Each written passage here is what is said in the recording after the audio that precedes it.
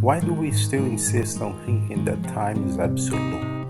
That we can measure it with a wristwatch and then we go out and assume that time is this thing that we can go back and forward here on Earth and assume that it's uniform throughout the galaxy? Don't we already know that time in Jupiter and Mars runs different than on Earth? That a twin brother living in one of those planets would age differently than their sibling on Earth?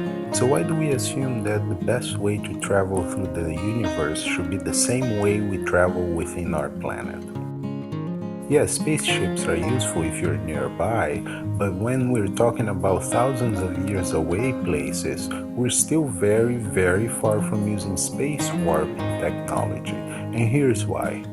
Remember in my previous video when I mentioned the fact that we are like leaves on a tree?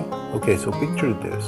If space is a tree and each branch of that tree is a galaxy, when we are eventually able to figure out the technology that is capable of warping space, we would then also have to spend a long time figuring out the less damaging way of doing so. Otherwise, we risk breaking said branch. Another reason we would be forced to spend an enormous amount of time on it is because those who have already figured it out know that changing space itself could have catastrophic consequences if the math is wrong. Instead of trying to bend the branch just so we can get to the other leaf, we can instead just jump using the magical flora at our disposal.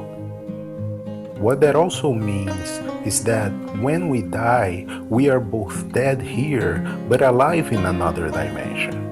Meaning when you die, you can choose to either get a new skin suit because the old one no longer works, or simply go to another dimension entirely. And when I say dimensions, it's because we not only live in planets but also within stars, black holes, and structures too complex for our current monkey brain to comprehend.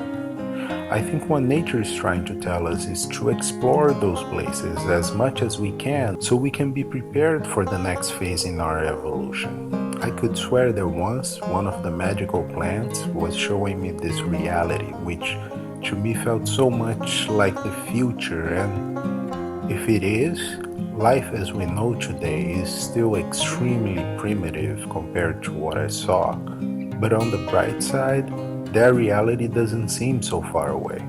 On the contrary, the main components that will change it are already here. And this time, I'm not talking about magical plants only, but several elements that some of us already have access to. Those elements will lead us from the larva stage we encounter ourselves in to the beautiful butterflies we will transform ourselves into. Literally,